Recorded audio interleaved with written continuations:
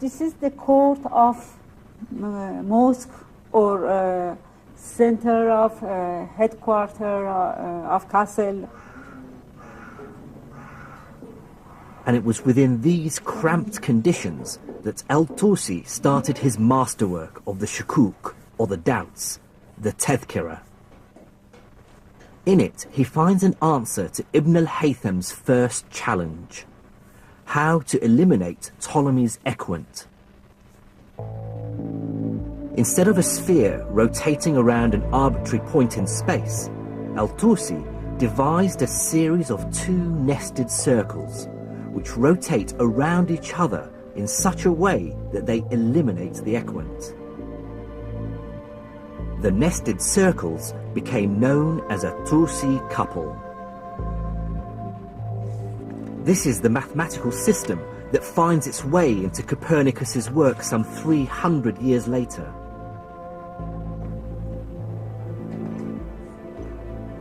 Having found a solution to the equant problem, Al-Tusi now wanted to complete the task Ibn al-Haytham had started 200 years earlier, to find a consistent mathematical description of the movement of the celestial bodies. But to do that, he needed better data, which meant bigger and better equipment than he was ever going to find here at Alamut.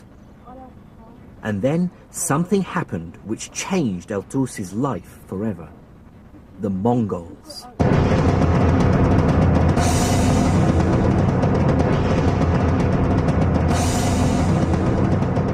Streaming in from the east, an army of Mongols led by Haluga Khan marched into Iran, crushing everything before them. By 1255, they had reached the foothills of Alamut, intent on its destruction. Then, in a brilliant piece of diplomacy, Al-Tusi managed to both save his own skin and satisfy his scientific ambition. He visited the Mongol leader and played on his deep astrological superstition. Convincing him he could tell the future if only he had new equipment, Al-Tusi persuaded the Khan to make him his head scientist and to build him just a few hundred miles away, perched on a hilltop where the air was clear, the largest observatory the world had ever seen.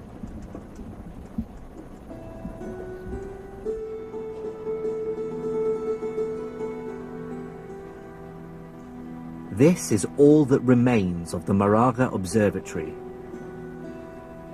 The main instrument is hidden under this protective dome. Al-Tusi's new astronomical center was based around a single large building.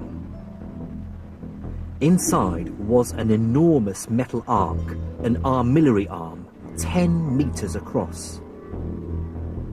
On its circumference were marked angles in degrees and minutes.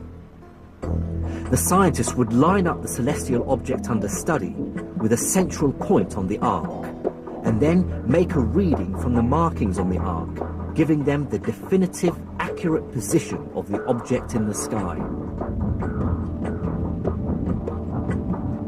The building was also surrounded by smaller astronomical equipment, libraries, offices, and accommodation. The observatory even had its own dedicated mosque.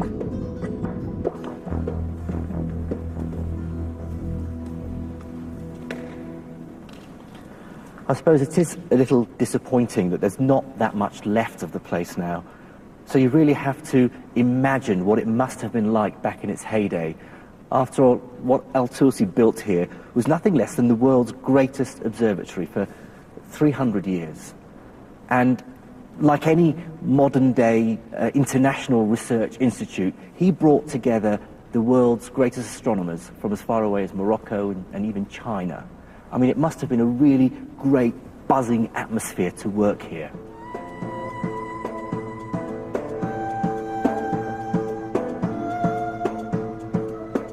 With his new observatory and world-class team, Al-Tusi was now ready to fulfill Ibn al-Haytham's dream, to try to make Ptolemy's model scientifically rigorous. First, they attacked the mathematics. As well as the Tusi couple, they invented other systems of planetary movement. And with these new systems, they were able to calculate mathematically consistent models for many of the celestial bodies. Mercury, Venus, Mars, Jupiter, Saturn, and the Sun and Moon.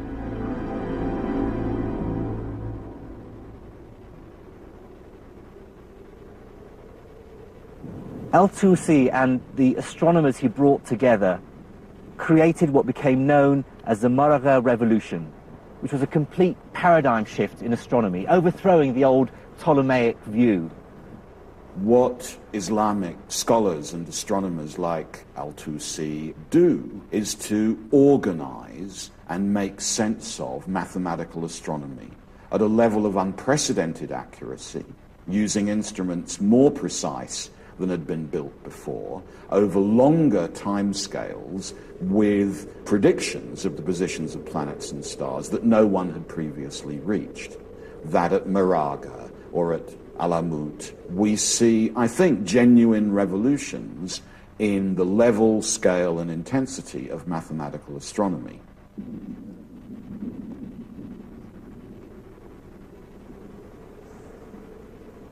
But there was still a problem. The new models were mathematically coherent, and they dispensed with Ptolemy's unwieldy equant. But they still firmly placed the Earth at the center of the universe, and that inevitably meant that their descriptions of the heavens were intricate and complicated, with epicycles, deferents, and couples. It was like some great cosmic gearbox.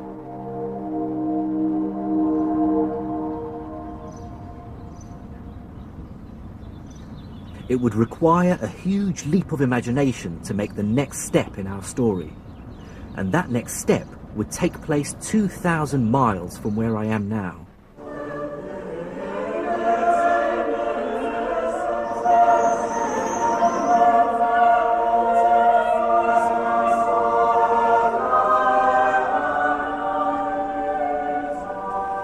In my view, the last phase of the Maragha Revolution took place not in Iran or anywhere in the Islamic Empire, but here in northern Italy. Based on the work of Muslim scholars, places like the University of Padua were already starting a new scientific movement, the Renaissance. Back in Padua, where I began my journey, I now understand why Islamic astronomers were so important to Copernicus. They gave him his motivation. He's the first European to share Ibn al-Haytham's deep aversion to Ptolemy's cosmology. And that's what makes Copernicus not the first great astronomer of a new European tradition, but the last of the Islamic tradition. This is the second edition. Here we are. As we've seen, many of the complex mathematical models Copernicus uses in his new heliocentric model, like the Tusi couple, are copied from Islamic astronomers.